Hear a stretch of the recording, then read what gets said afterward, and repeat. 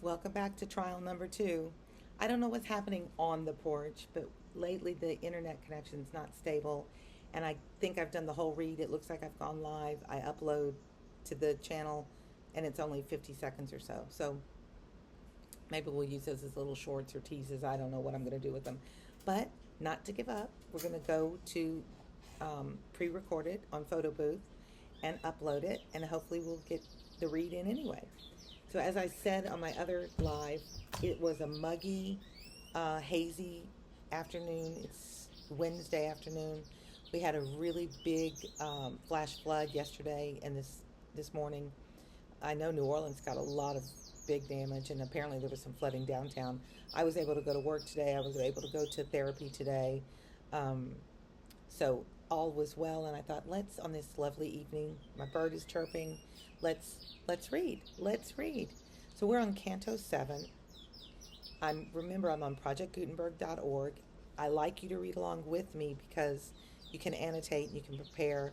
Again, if this is not the translation that your teacher has provided, hopefully the little synopsis that I provide and just hearing me read will help you understand the story. There's still going to be metaphors and symbolism. There's still going to be alliterations. There's still going to be literary devices you can find, but maybe I can model to you how to attack this kind of literature. And remember, has got a rhyme to it where some of them don't. They're more of an open rhyme. So here we go. Canto 7. Let's read. Pape Satan, Alepe. So this, according to the footnotes, is like a calling out to Satan to locate him. Plutus began in accents rough and hard, and that mild sage, all-knowing, said to me, for my encouragement, pay no regard unto thy fear, whatever power he sways, thy passage down this cliff shall not be barred. You're safe, don't worry. Then turning round to that inflamed face, he bade, accursed wolf, at peace remain, and pent within thee, let thy fury blaze. Down to the pit we journey not in vain. So ruled they were by Michael in heaven's height on the adulterous pride. Remember, Michael's an archangel. Adulterous pride was vengeance taken. Then as the belied sails, by wind swelled tight, suddenly drag whenever snaps the mast, such, falling to the ground, the monster's plight to the fourth cavern, so we downward passed. So we're now in the fourth circle of hell. Winning new reaches of the doleful shore, where all the vileness of the world is cast. Justice of God, which pilest more and more, pain as I saw, and travail manifold. Manifold means a lot of. So there's a lot of travail. There's a lot of sadness, trouble, trials. Why will we sin to be thus wasted sore? And so the philosophical question, if you know there's going to be punishment, if you know there's going to be pain, why do you do the thing that you know is going to bring that punishment and pain to you? It's a good question. Answer it in the chat below. As at Charybdis, waves are forward rolled to break on other billows midway met. The people hear a counter dance must hold, a greater crowd than I had seen as yet. Let me give you a reading comprehension tip. I made this bigger, and then I don't know if you can't see my hand, but I track the words. Our brains sometimes get ahead of us, especially when we're reading out loud, and we get tangled in the words. So if you struggle with that or struggle with ADHD, track the words as you read. A greater crowd than I had seen as yet, with piercing yells advanced on either trek. Rolling great stones to which their chests were set, they crashed together, and then each turned back upon the way he came, while shouts arise upon why clutch it so, and why to hold it slack. So these people are fighting each other, and saying some of them are holding tight on it and some aren't holding tightly enough. In the dark circle wheeled they on this wise, from either hand to the opposing part. Wherevermore they raised insulting cries, thither arrived, each turning made fresh through the half-circle a new joust to run, and I, stung almost to the very heart, said, O master, wilt thou make it known who the folk are? Were these all clerks who go before us on the left with shaven crown? And he replied, all of them squinted so in mental vision, while in life they nothing spent by rule, and this they show, and with their yelping voices make appear when halfway round the circle they have sped, and sins opposing them asunder tear. So in this level, you've got two groups of people, and they're opposing groups. There's the greedy, and there's the money seeking, and then there's the ones that hold it loosely and spend it too much. And they've divided this circle in half, and they're trying to get from their side to the other side. It's kind of that sense of never being satisfied with what you have. Um, each wanting and these are referencing. We're about to do this. Each wanting thatch of hair upon his head was once a clerk or pope or cardinal.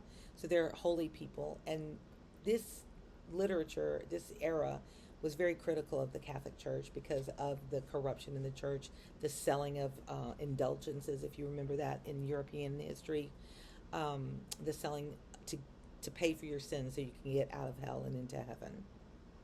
Each wanting, in whom abound the ripest growths of greed.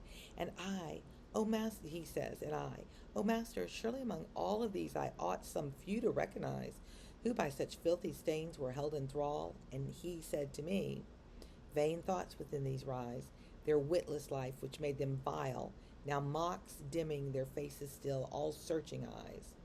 Eternally they meet with hostile shocks. Their rising from the tomb at last shall stand with tight clenched fists, and those with ruined locks, squandering or hoarding they the happy land, have lost, and now are marshalled from this fray, which to describe doth no fine words demand. Know hence, my son, how fleeting is the play of goods at the dispose of fortune thrown, and which mankind to such fierce strife betray. Not all the gold which is beneath the moon could purchase peace, nor all that ever was. To but one soul of these by toil undone. Not all the gold which is beneath the moon could purchase peace. I like that. Nor all that ever was. To but one soul of these by toil undone. Master, I said, tell thou, ere making pause, who fortune is of whom thou speakest askance, who holds all worldly riches in her claws? O foolish creatures, lost in ignorance? He answer made.